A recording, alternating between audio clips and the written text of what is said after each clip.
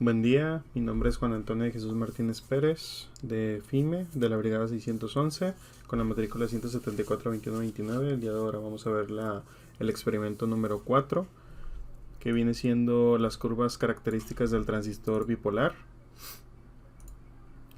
Y vamos con el procedimiento. Primero que nada vamos a armar este circuito en nuestro simulador. En este caso yo lo tengo en Multisim, aquí ya lo tengo hecho.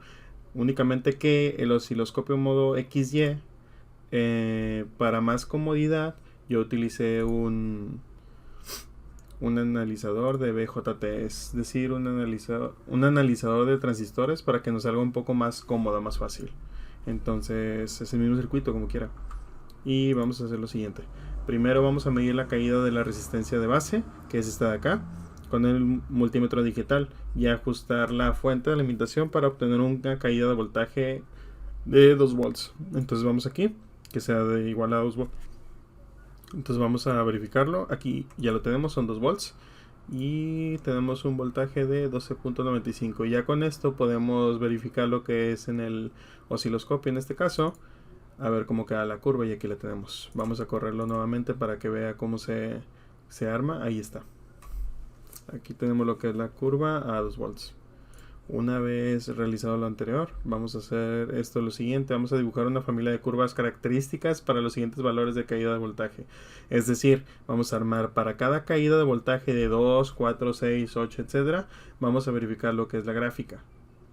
Entonces yo aquí lo hice, aquí lo tengo. Para la caída de 2 volts, de 4, 6, 8, 10, etc.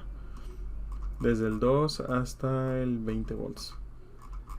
Y lo que podemos observar es que esta gráfica casi no varía. Es decir, vamos a hacer un ejemplo.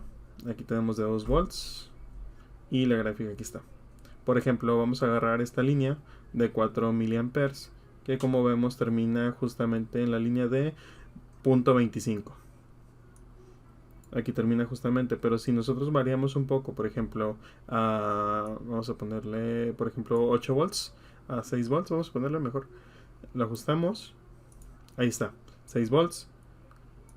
Al momento de verificar la gráfica, si se fijan hasta el final, varía un poco, o sea, sube cualquier cosita. Entonces, no se aprecia mucho, pero sube.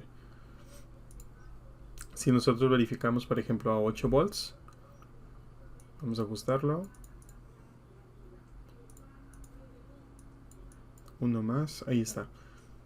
Checamos la gráfica.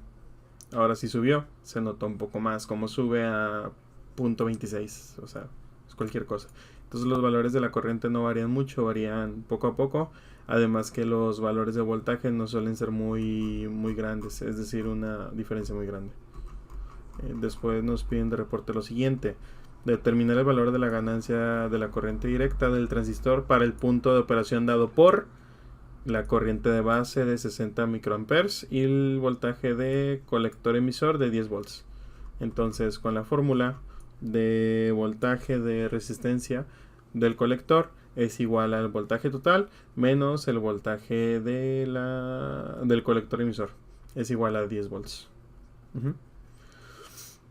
Entonces nos basamos en esto, que es el valor máximo que nos piden verificar, ¿verdad? Ahí estamos agarrando el voltaje total. Con esto calculamos la corriente del colector, el voltaje sobre resistencia. La resistencia decían que es de 100, que es la que tenemos ahí abajo, es igual a 100 miliamperes.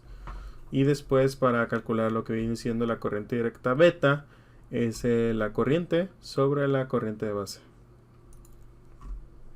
En este caso tenemos 1666.67.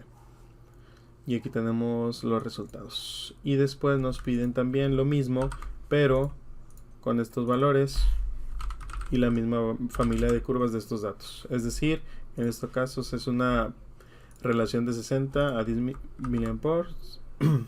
Es prácticamente como dividirlo entre 6, es decir, 60 entre 6 nos da 10.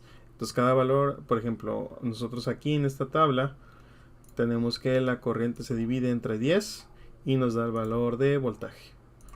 Entonces la misma familia, como nos pide, sería dividirlo entre 6 para que nos dé el valor, en este caso, de 10.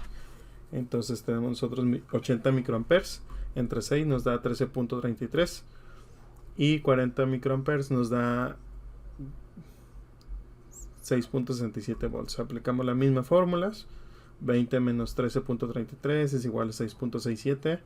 Dividimos entre 100 y después sacamos la beta, 833.75. Lo mismo para lo que es el voltaje de la corriente de 40 microamperes y nos resulta una beta de 3333.25.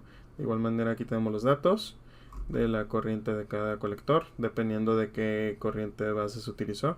Y al final la corriente directa de beta 1 y 2.